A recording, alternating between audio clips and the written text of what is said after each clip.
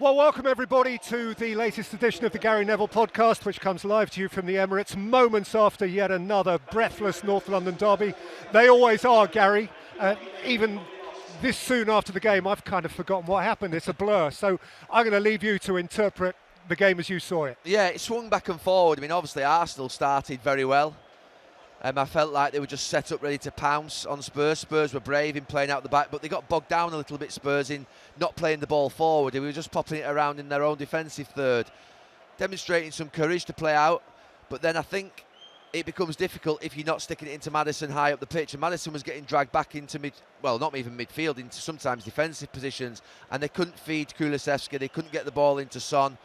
And at that point, then the game, you're thinking they're just asking for trouble. And they got trouble. You know, Arsenal were getting a big problem down this side where we were with Saka against Udogie. And Udogie, in that period in the game, he was really on the ropes. I've been there where you think you're not going to come out the other side of it, and you wonder how you're going to get to 90 minutes when someone's dominated you in the first 25 minutes of the game. And that goal eventually came. I think in the end it was awarded to Romero, where Brennan Johnson and Udogie just couldn't sort it out. And there's a really simple thing to do there where you've got a well-functioning sort of pair working on a side who've been together such a long time. And they hadn't been together a long time, Udogie and Brennan Johnson. So, you know, it's easier for the fullback to go with the actual runner that's on the outside because they can read it coming. And then you just ask the forward, the winger, if you like, just to go and take the ball because it's nearest to him. That's how I would always have managed it. But they didn't transition. They both went with the runner, with Ben White, and then obviously he had that space to come inside. And from that moment, really, you're thinking this is Arsenal's game. Big picture. It's easy to say Spurs take more out of it because they're the away team and probably Arsenal were favourites going into it. But I wonder whether it tells you a bit more about Spurs. You know, the criticism have been that Manchester United apart, Spurs hadn't played the big boys yet, the in-form big boys anyway. They've got to be happy coming away from here with a point, haven't they? Oh, they'll be absolutely delighted with what's happened today. I mean, there was a period in that first half that I was just talking about where Jesus has a chance. He sort of robs Maddison deep in his own half when Maddison was getting dragged back, and that's where the game should be won. And that will come on to Arsenal, and I think in a short while, about making sure that you kill games off and making sure that you have that sort of killer instinct in the top end of the pitch.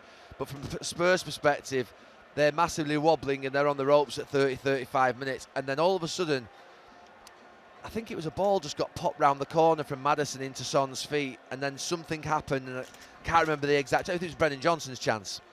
And from that Brennan Johnson chance, they then came alive, Spurs, and they got the goal pretty quickly thereafter, and they were back in the game, and that was a great position for Spurs to be in. Look, they were always going to come under pressure in this first half an hour of this match, and they did.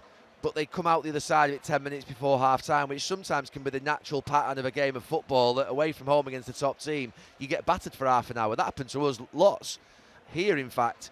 But then you just get that little bit of the crowd just lose their edge, you get a chance, and before you know it, the game's just swung in momentum, and that happened on 35 minutes. And for the last 10 minutes of the first half, Spurs were strong, and that was the important moment in the game for them, to go back, to go in at half-time, not 2-0 down, which could have happened, and to be 1-1. Will have given them a great feeling, because it was a tough first half that they had to get through. A lot of Arsenal fans, I'm sure, would have been really interested to hear you and Alan Smith, himself once a great Arsenal centre-forward, talking about the absence of the right player in that position. Surprised not least because they've got a bloke called Gabriel Jesus who has 9 on his back and who was sort of meant to be that thing, wasn't he? So just explain, I know it's not that simple, just explain what you and Alan would have meant by that. Yeah, I mean, look, I'm not a fan of strikers, as in, it sounds daft that, strikers who just stay in the 6-yard box and grab a goal. Not many of them exist anymore now anyway. I like forwards that are forwards, not strikers, ones that move, that are flexible, that can play left, that can play right. But you've still got to have a couple of players in your team, minimum one, that have just that smell and that sniff of where the ball's going to land, and they're in there. And not a poacher. The days of poachers are gone, that just, if you like, play off another striker and 2 up top. We're not in that moment anymore. We think of the forward lines that we've seen over the last few years, Barcelona with David Villa, Messi and Pedro all those years ago. None of them are real strikers, as in goal sniffers. Aguero was. We're not talking about that even, but we're just talking about someone who knows where to be. And I always think that And I just think of this listening, not through personal experience, I'm never a striker, but what I didn't used to like and what I used to like as a defender, but also listening to Sir Alex Ferguson, his coaches, and my coaches with England over all those years. And it always used to be that strikers have to make runs across the defender. That if it's on the other side of the pitch and it's getting crossed to the back post, you make that run into the back post. On a corner, on that second ball that's getting flicked on, you've got to get in at that back post. And immediately on that chance at the end, it just hit me. Because I just think of Ian Wright starting in and around the 6-yard box on the goalkeeper, because I used to mark Ian Wright on corners, and he was a nightmare. But he'd always just pull around to the back post to make sure that if that ball got sort of just glanced on, which it does, and Arsenal are looking for that, they've been looking for it all game, that you're there and you're in at the back post. And he wasn't there, and he was hanging out, and he just hadn't made that run. And Jesus, when he gets that chance, when he sort of robs Maddison, these are big moments in the game. These are big things, and you just got to be on the move. You've got to be sniffing, smelling. I used the word anticipate. All those three words I used, and Arsenal just haven't got that in this game. Look, I really like this Arsenal team, and they could go on and win a title or finish second and have a great season and win trophies without that type of player. But it became obvious in this game that was missing. It became obvious to me that was missing, and I think it's something that I would point out. Alan Smith points out, and he knows far more about striking and instinct than I do. And then I made another comment, if you remember, when Arsenal scored that second goal. And again, it's just a feeling. There's no, I want players to celebrate. Son demonstrated real passion when he equalised at 2-2. But I just felt as though there was I don't want to say over-celebrate, because I'll be ending up getting into a debate with Arsenal fans about over-celebrating again and emotion. I did that last year when Zinchenko was driving away. I think they beat Bournemouth 2-1 at home. He was driving away in his car, and he was getting the fans going. And I thought, there's like 3 months to go, mate. Just settle down. You're an experienced player. The fight's not here yet. The battle's not here.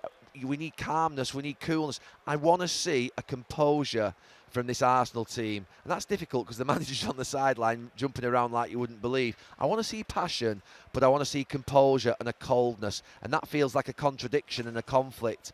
But I want to see it in the right moments at the right times. And for me, when they scored that second goal, that penalty, which was a beautiful penalty from Saka, celebrate it.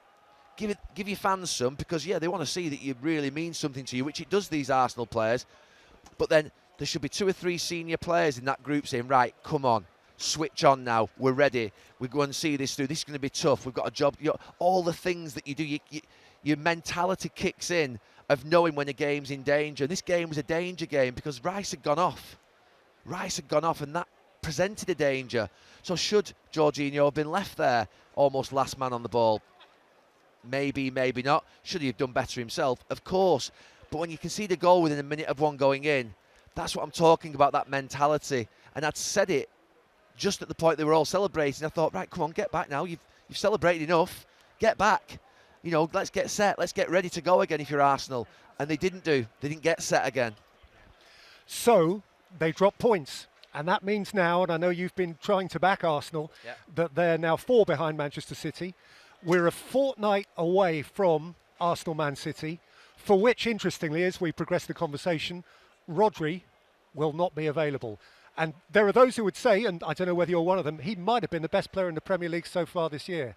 I think Rodri's been sensational for City for a couple of years now. The development in his game over a 3, 4, 5 year period has been special. And he's the best in his position by a mile. And it'll be interesting in 2 weeks' time if they're without him. Well, sorry, they are without him, whether Arsenal are without Declan Rice, because that's the other big thing that's happened today to Arsenal. The biggest problem today for Arsenal is not dropping 2 points. It's if Saka and Rice have got 4 or 5 week injuries, because they are 2 very important players. And Rice is a monster in there. I think they win that game with him out there till the 90th minute. I think he's that type of player that just drives them forward, that those corners at the end, he'll get something. He's that type of player that I just feel has that in him to will a team on, to just get that result. And Rodri is a wonderful player, a leader for Manchester City. And I don't know what he was doing yesterday. It was absolute madness, that. I mean, don't get me wrong, I did it in a derby, by the way, about 15, 20 years ago against Steve McManaman. And absolutely, that was madness as well. But yesterday, Rodri didn't only go once with his head, then he went again and he stayed there. Then he went and grabbed it. It was almost like he had 2 or 3 chances to pull away, but didn't. He carried on. And like, what are you doing? You're 2-0 up. What are you doing? It's Notts Forest at home. And I can see why Pep Guardiola would be absolutely furious with him. But that definitely is that levels this game up in a couple of weeks, Rodri not playing. Because they haven't got anybody who can replace him like for like. Now, Manchester City can't have any excuses. They've got a big squad. Sorry, they've got a strong squad. Not a big squad, they've got a strong squad. And they've got enough talented players to be able to come in. But both of those, I would say, probably Haaland aside for City because he's irreplaceable. The two most important players, I think, are Rodri and Declan Rice for either team. And then Haaland becomes the difference player, which you just can't factor. Arsenal haven't got Haaland. So I think it'd be big that obviously Rodri is missing, but they need to get Declan Rice for Arsenal for that game in 2 weeks. Yeah, they could both have those two missing and several others, actually. We mentioned other absentees for Arsenal today, but we've been there. The rest of the weekend, you'll have caught Manchester United last night, and listen, they had to win the game, didn't they? They did, by hook or crook, and they did. It was scruffy, wasn't it? I mean, I watched the game. I got down to London early to make sure that I was in my seat, ready to go, because, I want to watch my club, I want to watch my team. I'm desperate for them to win. It's interesting, and I'm going to speak openly about this. And when I saw Jonny Evans in the team, I mean, Jonny Evans has been a fantastic defender for Manchester United, but also for Leicester since then.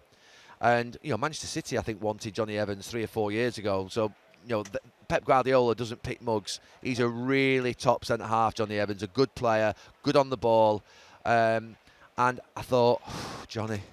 And I was with him because I obviously, at the end of my career at Manchester United, had a couple of games whereby people went past me and I got isolated. And I thought, this could be a game tonight that finishes Johnny. If those Burnley bright forwards all of a sudden just get at him and he gets exposed. So I was absolutely delighted the way in which the game went for him. Thought he'd scored the goal, and then obviously he sets up the lovely little diagonal pass to Bruno Fernandes. It was a brilliant finish. Really special moment in the game for United. It was a great goal, and I was happy for Jonny Evans because I had some fear before the game about how it would go, and I don't people wouldn't have known that, and I didn't need to say that, but that's how I felt. So yeah, it was a really scruffy performance. But it was never going to go from here, and they've been down here in the last few weeks, to there. There was always going to be a sort of build-up slowly, and look, they're not out of the woods yet, United. There's a long way to go, and they've got to get an awful lot better. They've got to get players back. Obviously, they've got quite a few injuries, but I think it's an important moment. Just takes the pressure off a little bit. It's been quite hot. The word crisis has been used in the last couple of weeks, on and off the pitch. It seems that every time, whack-a-mole, basically, they whack that one down there, another one appears over there, and they just can't stop the fires burning, if you like. Last winning football matches does take the heat off you, and last night was important. Obviously, they've got another big month in front of them, but it was important that they just got the 3 points, and they did. And I'll just say, as a football fan, I love it when I see a gnarled old pro like Jonny Evans, the joy in his face when he thought he'd scored. That was a beautiful, beautiful moment, albeit that it disappeared. Yeah.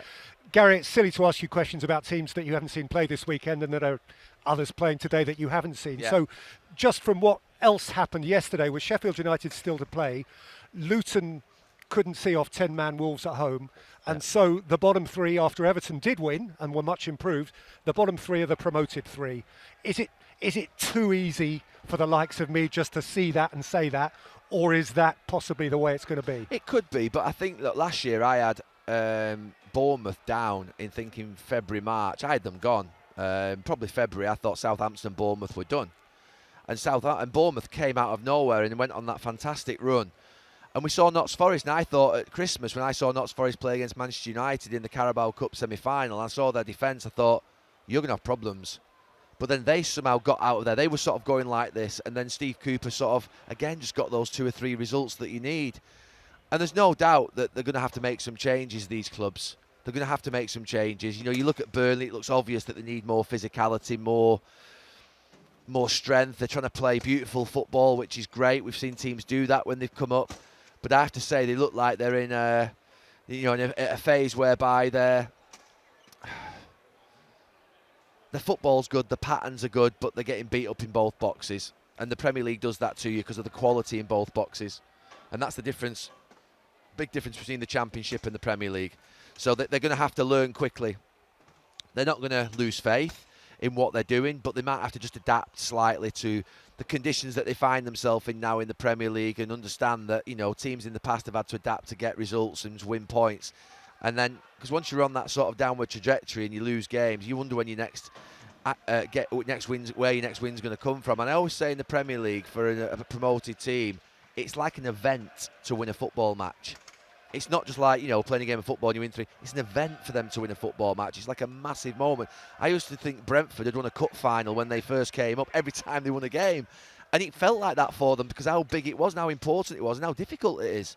And I think that's what the bottom 3 are finding now, or the teams that came up from last season. They're finding this is a brutal, clinical, hard league.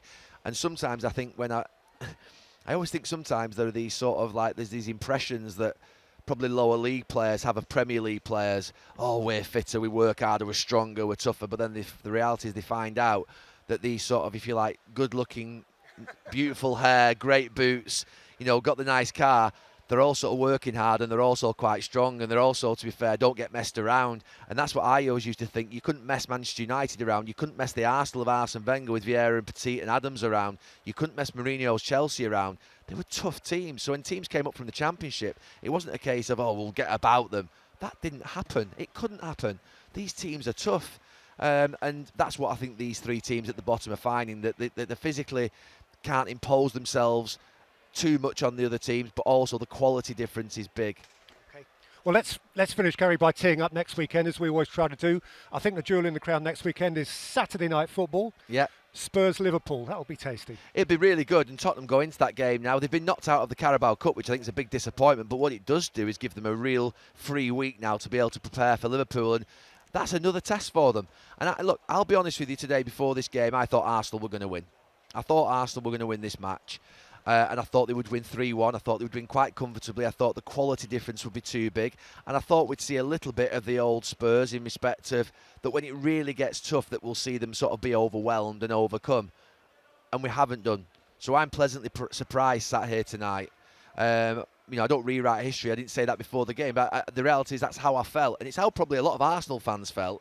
And speaking to a Tottenham fan who brought me on a motorbike here, who's a massive Tottenham fan, he said, I fear the worst. So Tottenham fans were fearing the worst. They were in the same place as I was, and Arsenal fans got one sat next to us here who said, basically, my concern is I'm that confident. I'm too confident. And there was a little bit probably of that today. But Tottenham go into next week now with a lot of confidence against Liverpool. But Liverpool are a tough team. They're a good team. They won today, Liverpool. I saw the results coming through. It was 3-1 at one point. 3-1 last I heard, yeah. Yeah, so look, they go into it with good form. Liverpool and Tottenham, I think their fans will be really happy tonight that they've got not just a good football team who show bravery playing out from the back, but also they stuck in there in the difficult moments in the match when they were getting beaten up. In that first half an hour, they got beaten up in football terms. And also, I think in the last 10 minutes, they could have easily wilted. There was a header from Basuma underneath the bar and Romero. They were brilliant headers, those. I know how tough those headers are sometimes when you've got an oncoming forward who's got the momentum and all of a sudden your defender is standing start or standing jump almost. I thought they were brilliant moments, and the goalkeeper held up today really well too. Yep, so that is to look forward to. Spurs, we know, are a really good watch. What are Chelsea doing? Chelsea, we never talk about. I don't see them anymore. They're almost like a sort of like a. I didn't ask you, Gary, because I wasn't certain what the final score was. Let's have a look. They were 1-0 down to Villa. They were towards the end. Let's have a little look. And is that how it finished? It did. Did it? Yeah. So Chelsea. Where are they now? By all means, have a word on Chelsea before you go. Well, Chelsea got a man sent off as well. It says here. You got Gusto sent off. So that maybe explains. They're 14th in the league. And they are Monday night football next week against Fulham. Yeah, I mean, local derby. Is it at Fulham or is it at Chelsea? Fulham, I think. I mean, what's happening? I mean, look, Mauricio Pochettino, I think that I've got great faith in him, but he's just got a huge pack of cards and he's probably struggling to know which hand to play. And, yeah, it's a mystery, obviously, in terms of what's happening at Chelsea. I've said before, sometimes chaos just flows right the way down the club. I've said it about United, and there's no doubt there as well.